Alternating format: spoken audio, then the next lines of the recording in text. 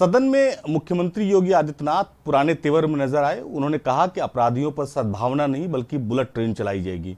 तो विपक्ष पर भी उन्होंने हमला किया। हमारे साथ समाजवादी पार्टी के वरिष्ठ नेता उदयवीर जी हैं। जिस तरह से योगी आदित्यनाथ का कल बयान आया कि अपराधियों के साथ सद्भावना एक्सप्रेस नहीं बुलेट ट्रेन चलेगी, समाजवादी पार्टी किस तरह से देखती है इस बयान को? इससे ज़्यादा बड़बोला, इससे ज़्यादा असत्य बोलने वाले और इससे ज़्यादा गुमराह करने वाला कोई मुख्यमंत्री इससे पहले नहीं आया। अगर मुख्यमंत्री गंभीर होते तो 16 के 16 अपराधियों का नाम लेते, इस मुद्दे को जाति और धर्म पर भटकाने की कोशिश न करते।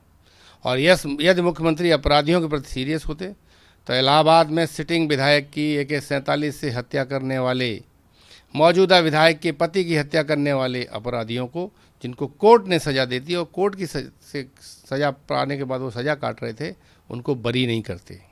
इनका फार्मूला है, चाहे जितने बड़े अपराधी हो, हमारे दल के साथ सट जाओ तो आपको फूल माला गुलदस्ता बराबर की कुर्सी और सब आपके गुनाह माफ़। और चाहे जितना भी बड़ी गलती हो जाए, केवल उसको हिंदू मुसलमान ये सब करके अपराधियों को बचा लो, मुख्य मुद्दे से ध्यान हटाने की कोशिश करो।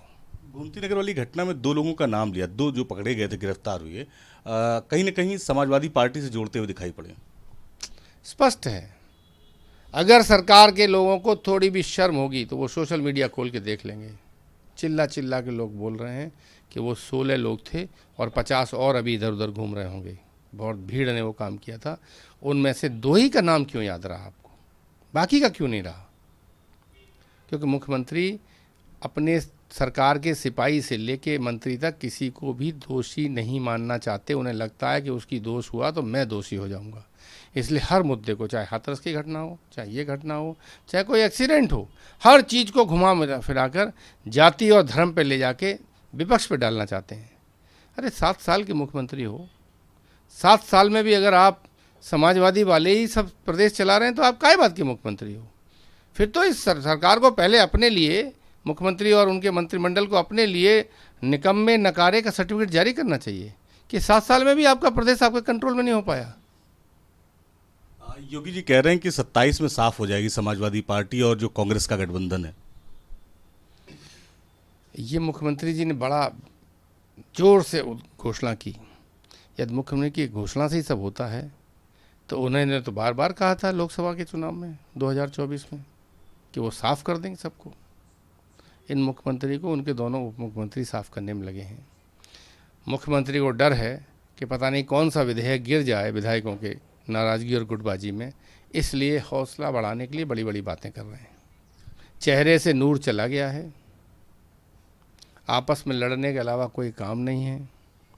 परेशान हैं, जो अकेले में मिलता उससे कहते हैं कि अभी संकट है, थोड़ा निपट जाने दो। अच्छा, नजूल का बिल का विरोध आप भी कर रहे थे, अखिलेश यादव जी ने उस पर बयान दिया, आपस में ही फंस गया। पार्टी के प्रदेश अध्यक्ष ने बिल को जो है पास नहीं होने दिया। अब पहले तो उनमें झगड़ा है, संगठन बढ़ाएगी सरकार, और इतना तो स्पष्ट है कि संगठन और सरकार अलग अलग है। हमारे यहाँ तो संगठन और सरकार एक दूसरे के साथ चलते हैं, उनके यहाँ अलग अलग हैं। समाजवादी पार्टी ने स्पष्ट कहा था कि नजूल का बिल पुराने सदियों से स्थापित लोगों को विस्थापित करके कुछ भूमाफिया, सरकार से जुड़े लोगों के जिनके ज़मीन में हित हैं, उनको लाभ दिलाने के लिए लाया जा रहा है। हमने विरोध भी किया था।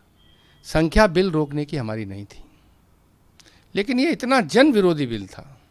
इससे बड़े बड़े शहर, अयोध्या, मेरठ, कानपुर, इलाहाबाद, इस तरह के बड़े बड़े स्थापित शहर नष्ट हो जाते, सरकार की मनमानी और गुंडागर्दी पे आश्रित हो जाते। इसलिए यहाँ के जन दबाव में उनके पार्टी के विधायकों को सामने खड़ा होना पड़ा और सरकार ने इज्जत बचाने के लिए इसको प्रवर समिति में भेजा है। 27 में साफ होने का जो बयान दिया है योगी आदित्यनाथ ने, उस पर समाजवादी पार्टी उस बयान को किस तरह से ले रही 27 के चुनाव के लिए? 27 बाद में आएगा, पहले अपनी कुर्सी बचाएं।